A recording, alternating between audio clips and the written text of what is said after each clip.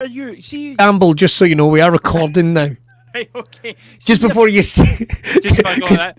you were just about to say, so what's the and it's like, I've no idea. I'm gonna have to wait. If that was the question, it could be libelous or something like that. It's like catching the. I just imagine if a news broadcast went, and then I gave her a pearl necklace. Good evening and welcome to.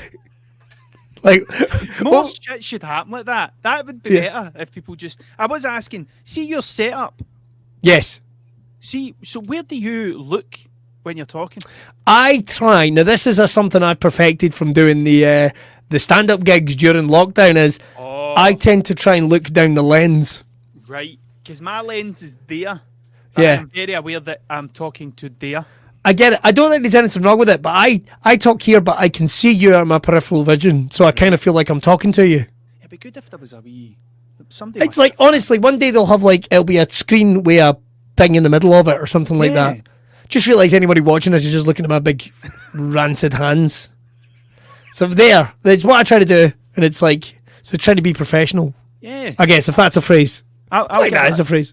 I'll give it a go, but I've got a feeling I'm going to make an arse of it. That's See, you pure look like you were trying really hard there. It's like, hello. Totally trying. Do you know what I mean? It's like when somebody says something, try not to, don't stare at the woman's mole. Have you seen those cameras that follow you around the room? Yes. Don't care for those. No, you don't like them. It's a bit Skynet to me. I quite like the idea of having a thing clipped here and just this. You just do what you're doing and it just follows you around the room. I quite like the idea of that. I guess my worry is that technology gets a bit judgy and it starts going like, shit, like, you're not wearing that out, are you? It's like, shut up. You can't wear that. You can't wear those. Get that gold suit off. You're not wearing those Crocs, are you? Yeah. It's like, I wear what I want. You're not my real dad. There was one that I seen that you would do a thing, some sort of gesture. Okay. And it would turn this into a whiteboard. Oh. Like it would. So you would be delivering a lecture, and you would do some sort of gesture, and it would Tony Stark a whiteboard behind you, and you can start drawing. That's kind of cool. That's kind of. It's a bit Minority Report. I love the fact that everyone describes Minority Report like enhance, look in, put that in there. Everyone describes Minority Report, and here we are in StreamYard, which is kind of like it's like the CFAX version of Zoom, is what it is. Do you know what I mean? If you want to take Zoom and put some additional bells and whistles on it, but none of the good stuff, then that's what you find yourself at StreamYard. Right, should we use CFAX? No, they turned it off. Did they?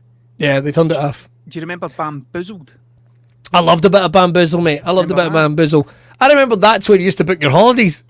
So it was. And then you phoned it. You got the number. Then you phoned up somebody. Went, I want a fly drive to Florida, and they'd be like, "Certainly, sir. That'll be £300." Imagine that. This day and age, £300, sir. We'll throw in a car and a gobble off Mickey Mouse. Sounds good to me. Click, and then you would be in Florida like half an hour later. The world's changed, man. The world's changed. It's not the same. It's not as good as it used to be. Shall we start the episode? Yes. Why the fuck not? All right. Here's the intro.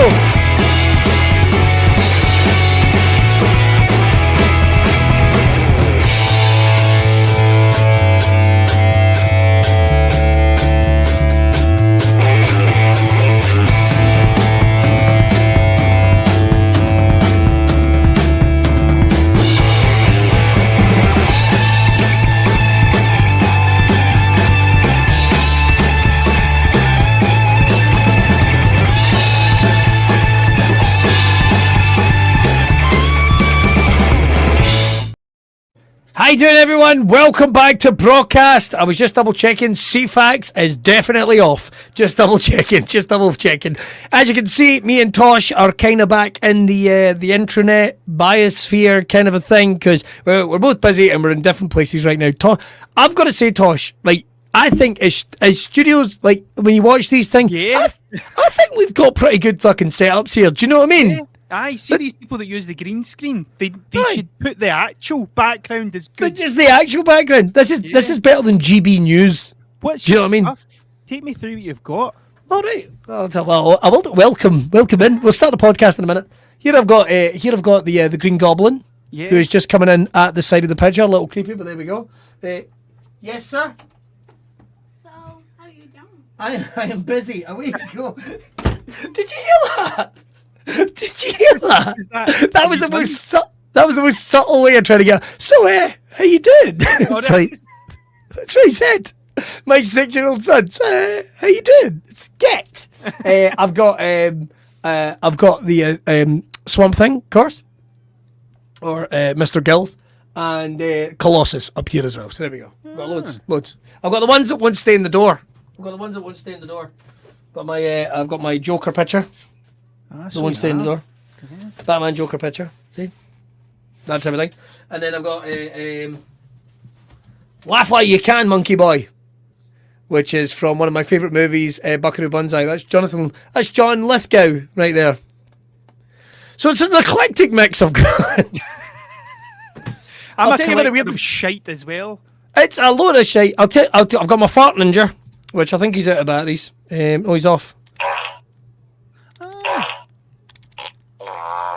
I don't have stuff like that. I've got this. This isn't at the kids, by the way. And then I've got this. Now, there used to be a store at Universal Studios in Orlando where they would take things from the rides and you could buy them, right, when the rides had, like, closed down. So there used to be the Twister ride, and there was, like, a crate with bottles in it from the Twister ride, fake bottles of Coke, right? So it was a full crate. So I bought one of the bottles just to piss someone off. Like, I still remember me going, can I just buy one of the bottles? And the guy went, why? It's like, to really annoy somebody. And he went, done, I like your style, $8. So there we go. From the Twister ride in Orlando, Florida. There you go.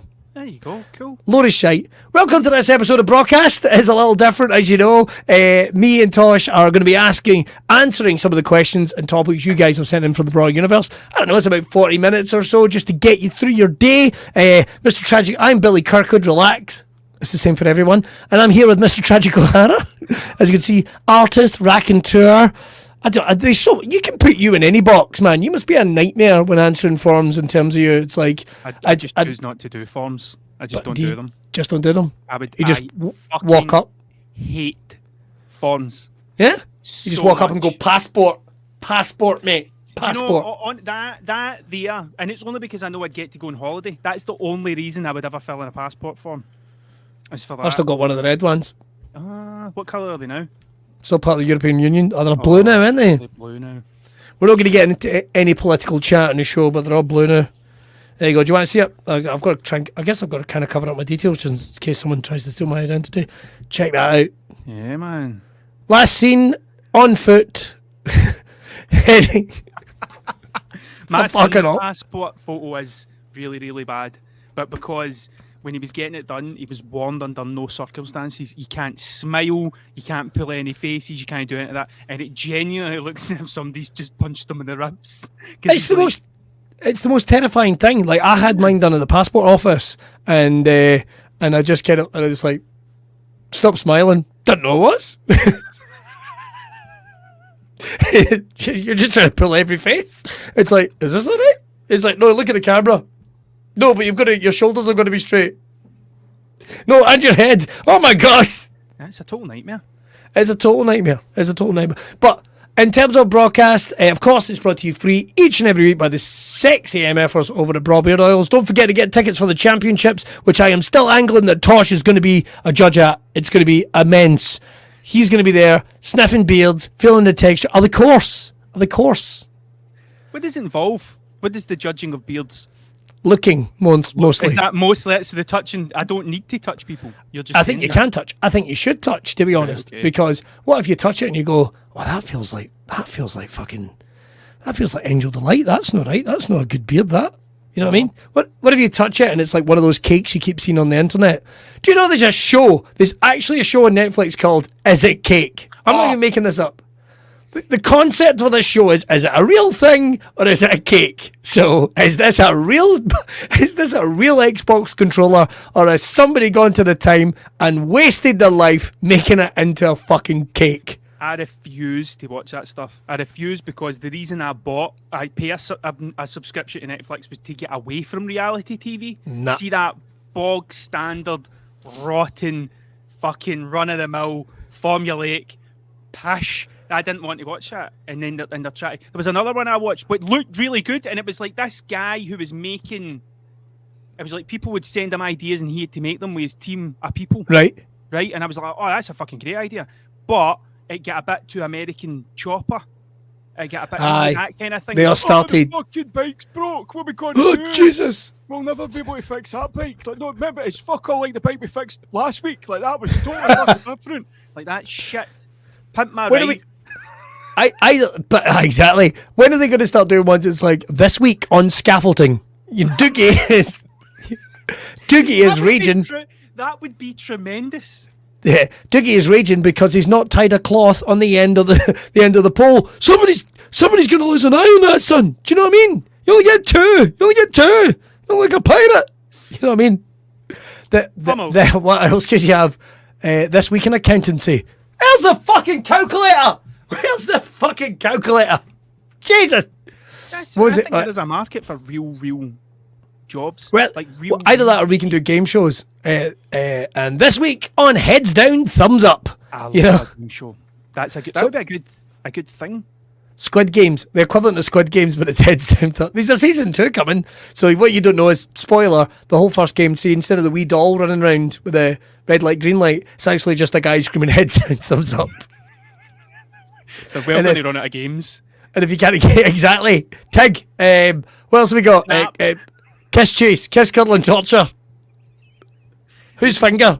That's the other one. Whose finger? You have to guess whose finger has been up your arse. We got a blanket ban at primary school of Kiss, Cuddle and Torture. Oh wow! Mm-hmm. I thought you were going to say, is that because of one incident involving the Janny or something? Do you know the janitor? I think they were just like that. It was just. I think it turned into carnage. There was another one. It was at British Bulldogs. That was violent. I will level with you. I never got the rules of British Bulldogs. I had no idea what was going on. I don't think it's just a Scotland only game, and it was named after a wrestler, so that was always weird. But I never got the rules. It just seemed to be people running at each other. That's you know how you get. And I played rugby, for fuck's sake. You get mosh pits, which would never be. I never ever called it a mosh pit. It was always a fight pit. Right. And then you get the circle pit. Okay. You know what a circle pit is? No. And it's like, so at the gig, everybody's running around in a circle.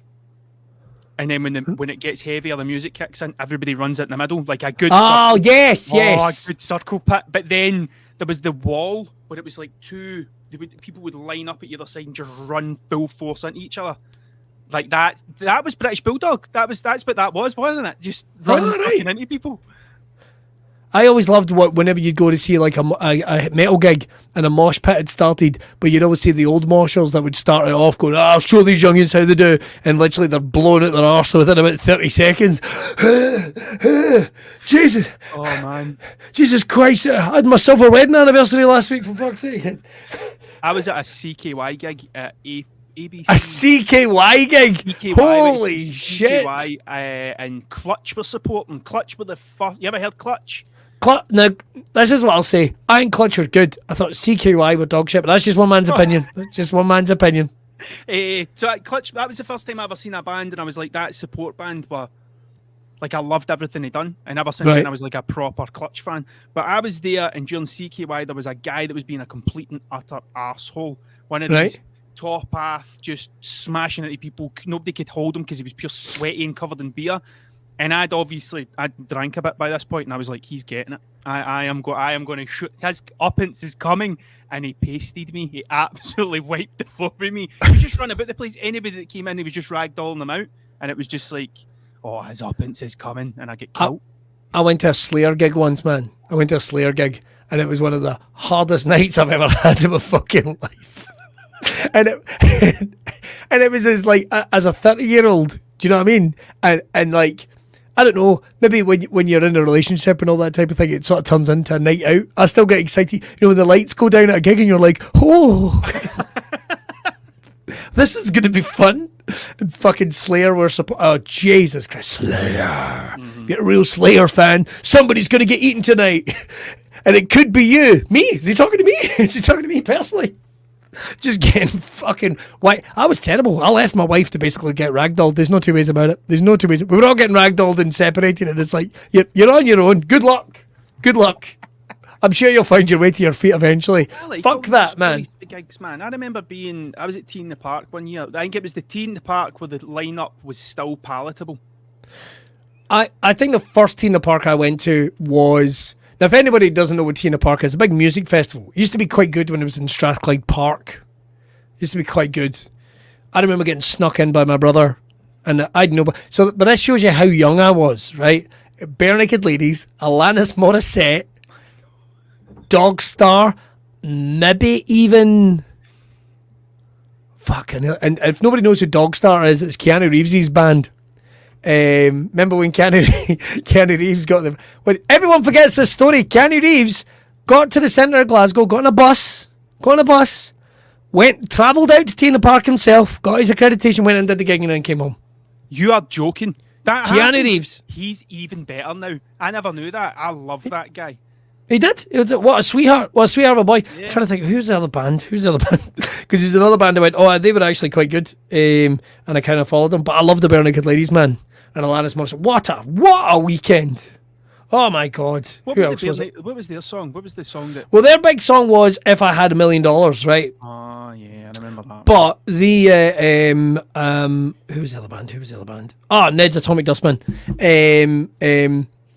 But they kind of riffed and messed about on stage and what have you, and it was just fun, man. Like at one point they started singing Alanis Morissette, and I was like, that's funny, because everyone was there to see Alanis Morissette, because like every guy over the age of like 15 was just like gushing at the fact My mate Ryan used to go to gigs all the time. Like that was every day, every week. If there was a gig on, he would go. And I remember he came back. I was still at school, and he came in and he went to see the Bloodhound Gang. Nice. Right. I remember the Bloodhound Gang. Discovery Channel.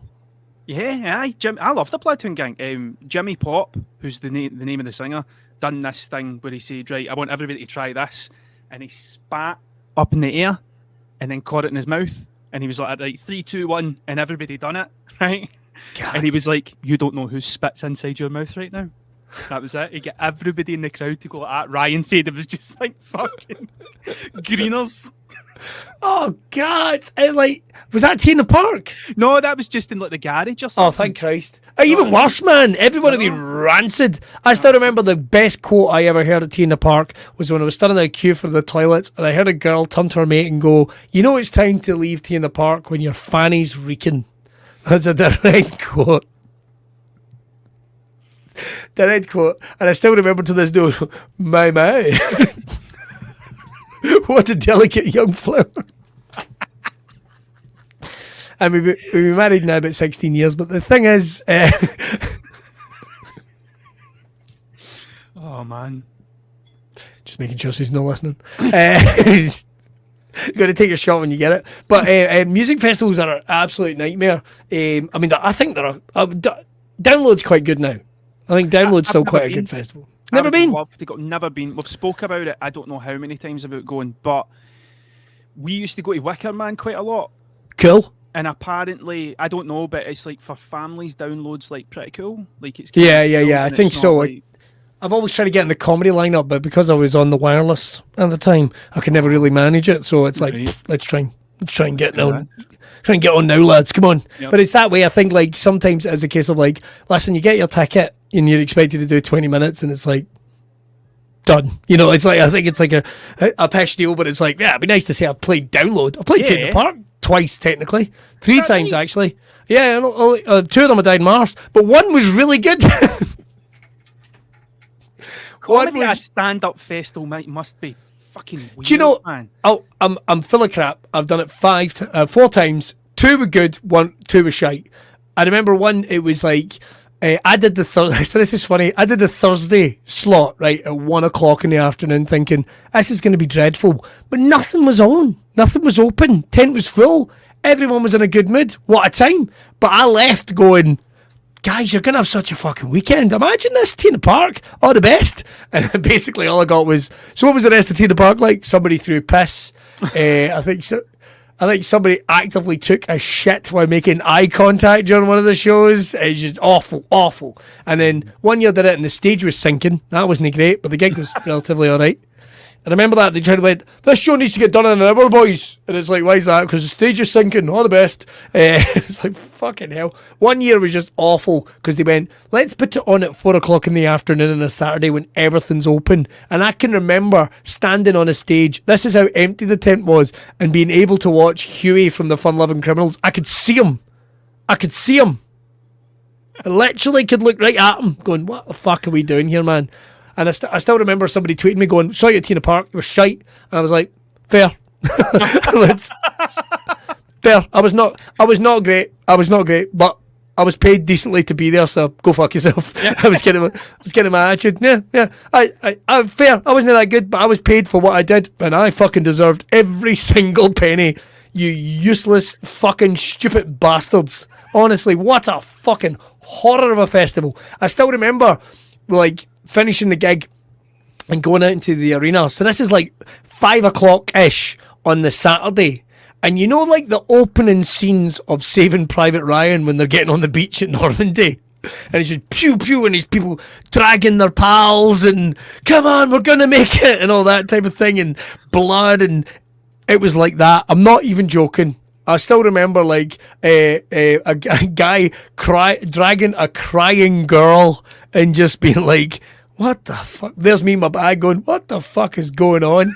Walking up to a security guard and going, excuse me, mate, is that the way to the car park, the production car park? And I'm going, mate, I don't know. And it's like, what? Aren't you security? And it's like, honestly, I was meant to be here for an hour. I've been here for 4. Like, I have no idea what's going on.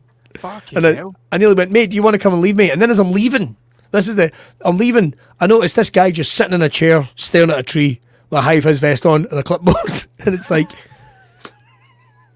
and I must have, like, and everyone just walked past him and went, I'm not having it. I want to know what this guy's up to. What are you doing? And he went, well, there's actually, like, I think not a kestrel, but it was some rare brand of bird in that tree. And it's like, and if that bird is disturbed, then this festival is shut, son. This festival shuts down at a moment's notice. And I won't lie to you, it's the closest I've ever went going, I'm going to go kick fuck out that tree.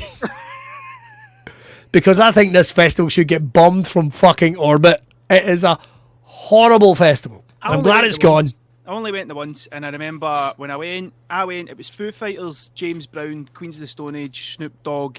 Like, it was a good lineup. There was a lot of bands. I love those kind of lineups. They're all over the place. James Brown and Snoop Dogg. I know, eventually it just kind of turned into, there's no one there I want to see. And I remember walking through the campsite and tripping over an Australian guy who had just turned up with nothing but an air mattress and a pair of shorts. Nice. And he was just walking about scadging cans off folk. That's what he was doing. And using the fact that, oh, look at me, I'm an Australian at Tea in the Park and I've got nothing. Can I have stuff off you? And folk were like, aye, sure, mate. There you go. And that's all he done for a full weekend. Like, well, you don't know. And that guy was Prince Andrew. That's what you did. That's what you don't know. I loved it as a punter. But you see, going as a fucking, as a grown up, as a professional performer, did I should say, was fucking. The only one that I really enjoyed was when I was on before John Cooper Clarke, and I had a full tent. Right? So this is me fanboying out in John Cooper Clarke. I knew exactly who he was, right? So on the Friday, apparently all the shows had been shit. Apparently on the Sunday, the shows had all been shit. But the Saturday, your boy here has the sweet spot doing his hour show before John Cooper Clarke. So everybody's in. 1 o'clock in the afternoon, everybody's in. I have the idea of going like, right, none of this 15 minutes between shows. I'll finish my show and introduce John Cooper Clarke, right, who I met backstage. Could not have been cooler. See his manager. His manager was cool as fuck. Like, you know Bricktop from the movie Snatch? Oh, fucking the guy that feeds people to pigs? Aye, he was like that, but he was a total gentleman. Like a total gentleman. Like he'd be there like He'd be there talking about whatever, working with whoever, and then he'd be like, then he'd turn around and go, hello, you Billy, you get into these fucking cunts! Honestly, is that a cup of tea? Lovely, sweetheart, thank you so much. So anyway, I was saying, it would just go like that, it's just like, oh my God, this guy's amazing. And he had the silk scarf on, he had we're in the middle of a field in fucking Baldo, or whatever the fuck that is, and he's got this cashmere jacket on, and and he's there, giving the woman instruction to fliff up John Cooper Clark's hair or something. Oh, he's fucking old head, would you, sweetheart? Fucking hell, don't want people realising it's fucking Mr. Peanut under there. Get bigger glasses. Anyway, like I was saying, Billy. Oh, is that some sherry? Thank you very much. And that's how he was. And then John Cooper Clark goes out. So I do my bit. Take my applause and all that going. Anyway, the reason you're all here, let's not face it. I was the nachos. I was the, like, You're waiting for the main course.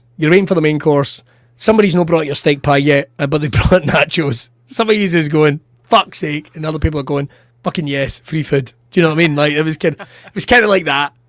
So John Cooper's the steak pie, is the steak pie, and so I finish off and go, ladies and gentlemen. Anyway, the reason you're all here, raise the roof, give it up for John Cooper Clark, and he would fucking honestly for like 60 minutes just ripping the place apart. Like just I'd never seen anything like it. People even trying to catch up with him because if you don't know who John Cooper Clark is, he's like a poet, like yeah, he's like poetry, kind of beats, like sort of slam style poetry as well. It's all really in there, dry and funny and really dry, really funny. His poems and stuff, like that's it, and fast. Fast. You'd see people, like, you do a couple of the favourites and you'd see people trying to catch up with him. And John Cooper Clark then, this was like, I don't know, 6-7 years ago, was 60 odd then. So he's fucking like 70 now or something. Might be 70 then. Nobody knows how old John Cooper Clark is. That's the thing. He could be anywhere between 60 and 105. The first time I ever seen him was in that Joy Division film. What was it? Right. Control. You ever seen Control? I don't think I have. Great movie, man. It's a fucking great film. I can't remember the name of the guy that plays Ian Curtis, but there's like 2 bits in it where like he's walking down the street, like Ian Curtis is walking down the street, he's got a suit jacket on. And as he's walking down the streets of Manchester, it cuts to the back of him and he's like Tipex the word hate in big white letters in the back of his jacket. And I'm like, that's the coolest fucking thing I've ever seen. And then John Cooper Clark is playing. He's actually on stage performing, and then a band goes on after it, and like Joy Division are watching the band. So that was the first time I ever heard John Cooper Clark, and he done Chicken Town. Yeah. And I was like, what the fuck is that? And just straight Googled him, man. Like, he's tremendous. Tremendous. We'll never get him on the show, man. We'll never get him on the show. Want him and his agent on the show. We just asked him questions. I had a moment where I was playing. This is, you know how I don't want to do the old name dropping thing. Do the old name dropping. I'll catch it for you. Don't worry. I was playing with Pete Doherty, so I was. Oh my and I was playing with him. Fucking hell, pick that up, Billy. The fucking. There's a weight to this. Right, so he was playing, but it was the guitar tech that was the pure interesting guy because he was fucking miraculous drunk. He was steaming, and I think the guy that managed Pete Doherty was also Scottish. So I think that everybody he went out with were like Scottish guys. And I remember, so Pete Doherty played the gig, he had 2 ballerinas dancing behind him, and he played the whole thing acoustic, right? And once he'd finished, he took his guitar off and he just launched it into the crowd and just walked off stage. 2 minutes later, on comes the guitar tech with a Morgan Spice. Holding it like he's fucking serving, like that, right? And he comes in and he's like that, just pointing at the crowd going, gaze it back. Fucking back. And the guitar starts crowd surfing back with bits missing off it, like fucking strings and machine heads and stuff. And he just, that's what he done. He must have done that every night. That was his job, was to make sure it was in tune and fish it back out the crowd at the end. And you know the worst thing is, he's probably going, right, what's it missing? Right, okay, there we go. Jesus Christ, it's got no fret. There's no guitar. What am I doing here? How did they just bring back the strings? What the fuck is... who just gives back the strings, mate? Who just gives back the strings? I'm always obsessed with guys like that. Like, how do you function? I remember meeting an American comedian once called Rick Shapiro, right? And Rick Shapiro's off his nuts. He's an ex-junkie. He was all this type of thing. But he had a handler just for being... And I thought, like, oh, why's that? Is he like dangerous or something? Is he like, does he struggle? It's like, no, he can't get dressed. He's like a fucking nightmare. And we were doing a gig together, and he couldn't find his hat, his baseball cap. Couldn't find his baseball cap, and this assistant is running around the place trying to find his baseball cap, like everywhere, going like, Rick can't go on and let's have his fuck, he can't. And finally, she finds this thing, and he goes right, and literally walking on as I'm introducing him, and he walks on. First thing he does is takes it off and puts it on the mic stand, and I was like, fucking hell. Like, I'm like, maybe 10 seconds. Maybe 10 seconds tops. Hey everyone, how you doing? Whoop. On the mic stand is like, this poor woman that just ran around this place for 90 minutes.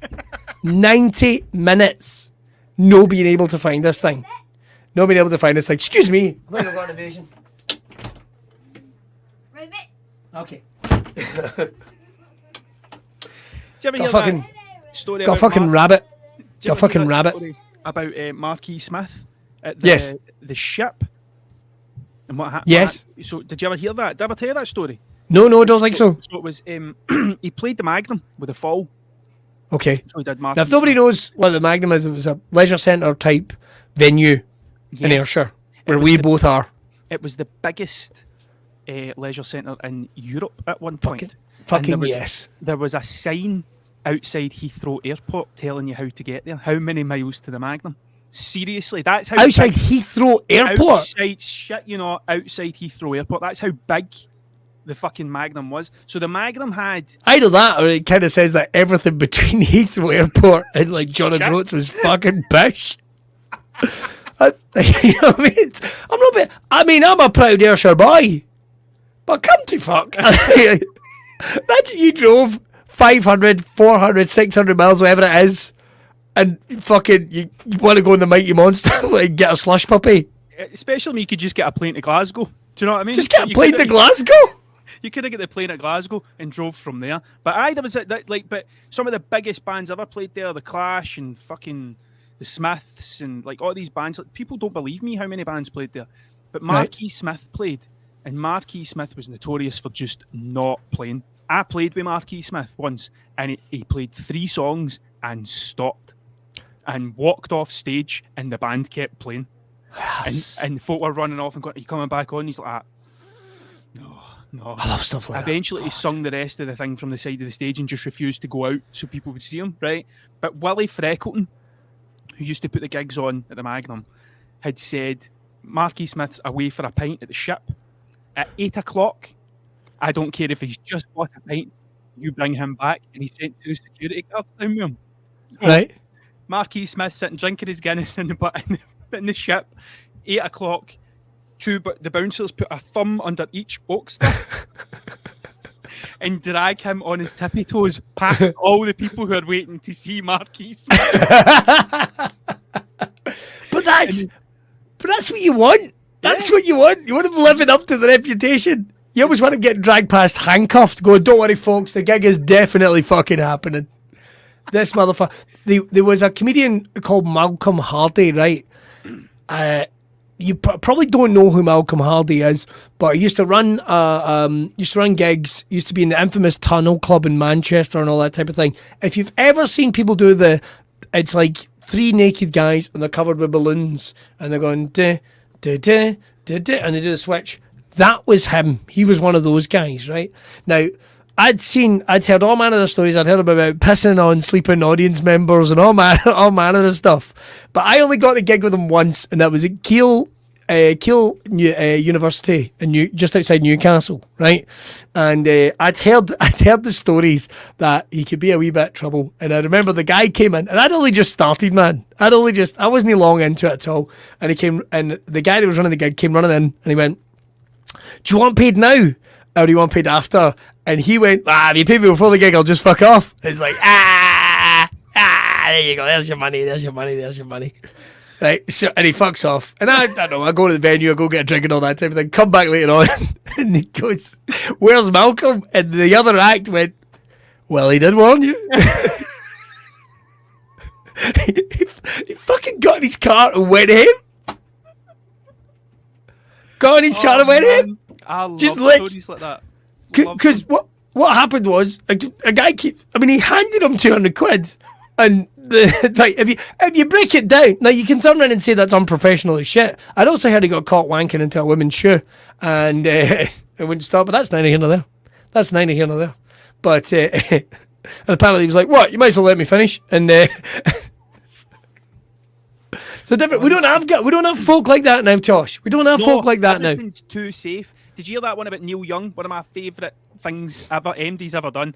He brought out a new album, played a gig, played the entire new album from beginning to end, and went, right, sorry, now for something you've heard before, and played the whole set again and fucked off. Stuff like that, where you're like, oh, you'd be so angry at the time, but see, to be able to go, I was at a Neil Young gig, right? And this is what happened. I quite like it when you hear about audiences turning. You know, like, did I ever tell you about Dolly Parton's lookalike? Right, so I had Belladrum one year, and there's a woman on, she's doing a Dolly Parton tribute act. She's rocking it. She's fantastic. She's rocking the place. They're having a great time. And then out of nowhere, she drops the accent and goes, actually, I'm from Sheffield, and here's one of my own songs. 500 people fucked off. Just left. Just went, nah, fuck this. I've never seen it before in my life. It's the same tent they did a Frightened Rabbit tribute thing in. It's been a great night. They're a great crowd. They're a lovely crowd. But they went, what, 9 till 5? Fuck this. Away you go. And away they all went. I've never seen a tent empty like that in my life. And they didn't. And the thing is, it's like, if you'd have been on stage, you're a musician, of course. What would you have done? Would you went, fuck it, 9 till 5? Ding, ding, ding, ding, ding, ding, ding, like to try and get them back? Definitely. Imagine you're trying to explain that to the promoter. So, my tent just fucking emptied. What happened? Well, I thought I'd do my song, Liddell's Blues, and I thought that would just, they'd fucking love that. Oh, you know what it's like when you're getting a canoe in Liddell's or something like that. You're a musician. You know about this stuff. Yeah, you know about I'll this. Finish that later. Oh, you get working on that. You let me know how you get on. I'll finish that song later. Did you ever hear that story about Bill Burr? Is this in Philadelphia? Oh my lord, that's the best thing I think I've ever seen on the internet. Now, there's not a lot of footage of it, but the audio is about, right? But there is some bits of footage. And I'll tell you this, I've seen it, and I used to think it was ridiculous, but now I actively go, totally get it. Totally get what's going on. Been there, done that. There is nothing worse than that situation where you are like, fuck these guys. Fuck these guys. Fuck them. Fuck them all. And what I love is the wave is the crowd, like he loses them, he gets them back on side, and just when they're kind of digging his shit, he kind of goes, go fuck yourself, you Philly cheesesteak eating motherfuckers. You fucking heroes rocking is not even real, you fucking losers. Oh man, that is tremendous. It's one of those ones where it's like someone who just knows their shit. I know he knows his shit. And I also think he's kind of like, I'm going to take my shot. Mm-hmm. And it's because, and the reason is, he did it, an ad called Dom Herrera is on. He's an American comic. He's very well respected. He's been in a good few films and all that type of thing. He's very well thought of. Had just been on and had got booed and died in his arse, right? Which, in that type of situation, could totally happen. Like, I get it. Like, it just sometimes happens. Doesn't matter who you are. Doesn't matter how good a comedian you are. Doesn't matter how good a musician you are. It just happens, right? And there's nothing you can do about it. So he apparently got fucked off at this and was just like, nah, they can all go fuck themselves. They've paid me my money for 15 minutes. I'm going to let them fucking have it. Have it. Because I did a thing called the Philiophobia Festival over in Belfast, right? And I'd heard about how many acts had died on the route, particularly like quite big, quite famous acts. And I didn't realise there was quite as much pressure. Like, it's like, Lenny Henry walked off after 7 minutes. It's like, right, 2 questions. First of all, why did you book Lenny Henry? Second of all, did you still pay him? And in my head, they're like, you've got to do 30 before Frankie Boyle comes on. And I'm kind of like, right, you can do 15. You can fucking make it to 15. If you make it to 15, you're better than Lenny Henry. There's the benchmark. I'll fucking show you, Henry. I can't think of one Lenny Henry character that he used to do. Not one. Near but Lenny Henry was what did he used to do on the TV? Was it what did he do? He done a thing on the TV. That was the first time I seen him, but it was like a game show or something. I think he was on like Tiz was or something like that. Could you excuse me for a second, mate? One of my kids sounds like he's getting murdered in the background. I'm just going to check on. 2 seconds. I didn't want to have to do an edit in this, but I'm probably going to have to. What's going on? Jack's crying. I can hear him. I know. Why are you making him cry? I didn't. I was scrapping. Go and put something on for him and give him a dummy. Scrapping the bed sheets, good. and I put it upstairs. Oh my god. Right. Oh, right. What I just watched though was a one-man play. Sorry to show my parenting, but you've got to go, why are you making him cry? Well, I didn't. See, what happened was I got a bed sheet and threw it over him, and it's like, I can see why he's crying. I can see why he's crying. But in saying that though, I've only ever once had one horror thing with my kids at a gig. Only once. Twice, actually. That's not true. Twice. So I did I was doing Belladrum one year. I'm backstage with my wife and one of her babies at the time. I don't remember which one. And she's having a conversation with someone else backstage. And there's my child and I'm getting ready to go on and crying. And I'm kind of like, get it. I'm going on. You need the baby. I'm going on. And she was like, anyway, like I was saying, and blah, blah, blah. And I was like, and I went on, did like 5 minutes because I was just hosting, came back off and went, you made me choose between the stage and my crying child. I'm not okay with this. You know, I feel like the worst dad in the world. But then the typical mother thing, it's like, oh, fuck him, he's fine. It's like, I know he's fine. The other one was, I was doing this thing called Wild Cabaret, right? Which is, it's like a multi-act show. So you get like somebody doing tumbling, and you get like somebody singing or playing a fucking saw or something like that, or hula hooping. And this guy was I want to say trapezist.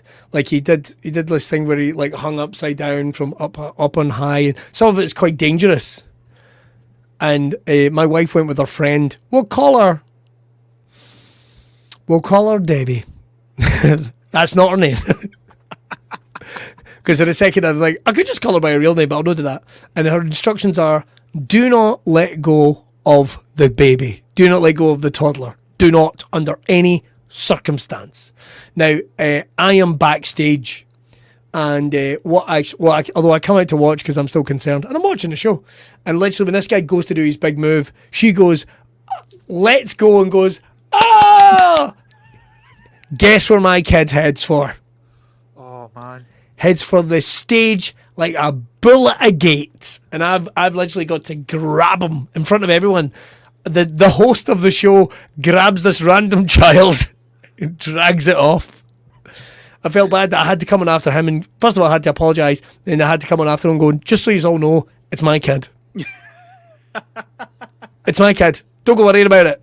What nightmare gigs, man. What absolute nightmare gigs. Although I would like to see, I haven't heard any, I mean, there's that rumour, isn't there, that is it Ballroom Blitz was based on the Palace Theatre in Kilmarnock? Yeah, well, it's on Wikipedia, so it might be 100% definitely true. And it basically, if you break it down, it's because there was a massive riot.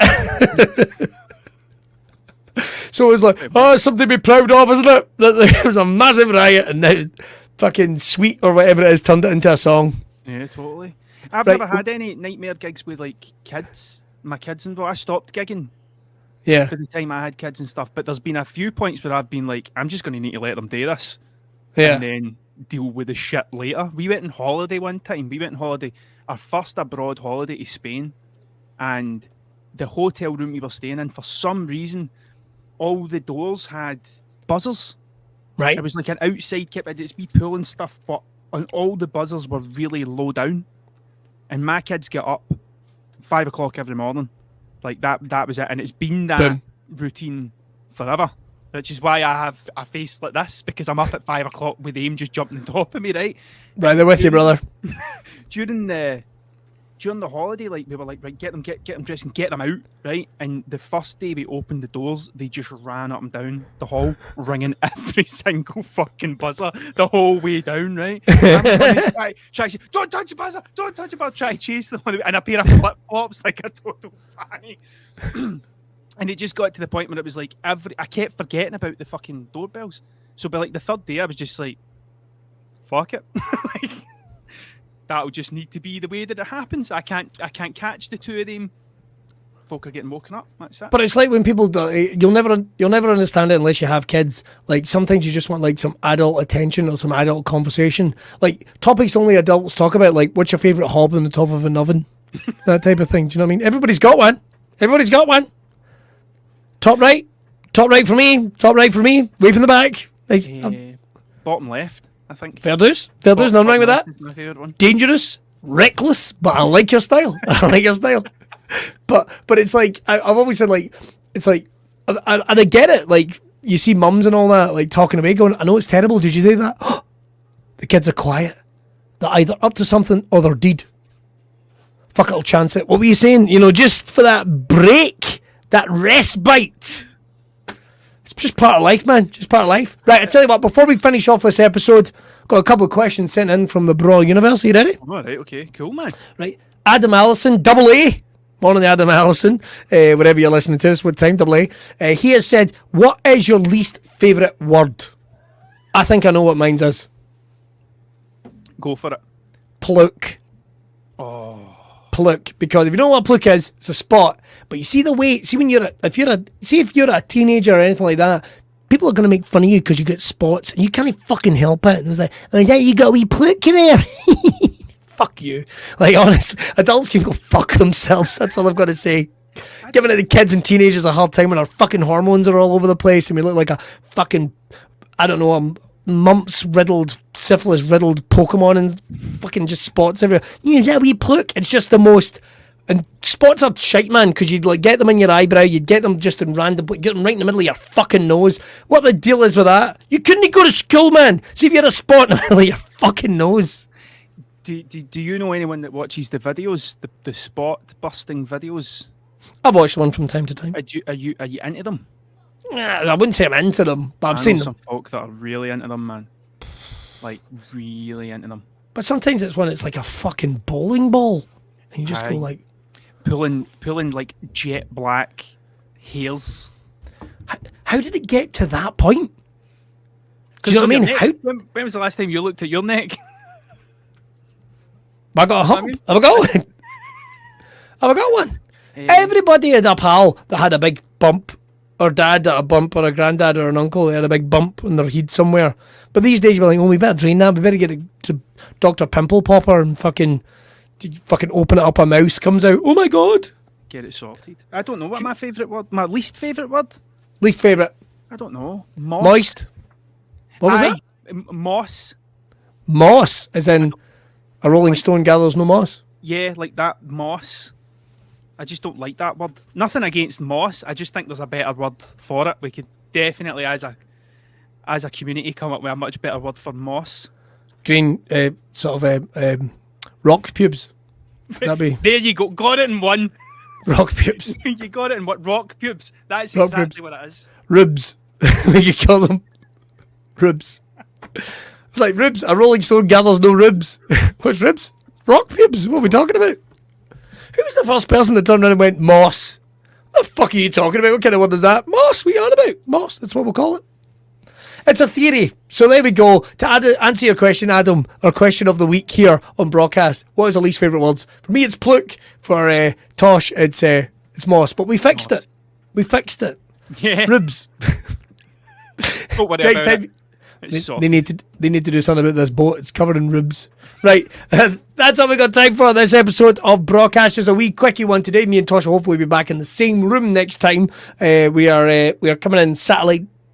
Well, not satellite, fucking internet. What are we talking about? If you want yeah, if you want to check out old episodes, you can do that over at the archives over in Spotify, wherever you get your podcasts. And of course, don't forget to hit the subscribe and follow button and get in touch, man. Get in touch. You can find Tragic O'Hara on all social media. He is Tragic O'Hara, Mr. Tragic O'Hara, I should say, keeping it formal. Whereas I am Miss Billy Kirkwood over basically everywhere. Who I want to be. There it is. And of course, make sure to follow all Broad Beard Oil's social media. Got any sign off for us, Tosh, before I hit the goodbye video? No. I don't think I've got a word of wisdom. Why not? Let's go for it. No, I don't have anything. You've put me in the spot. You made me look like sorry, what have I got? Be nice to each other. We all shite out the same hole. Good night, everyone.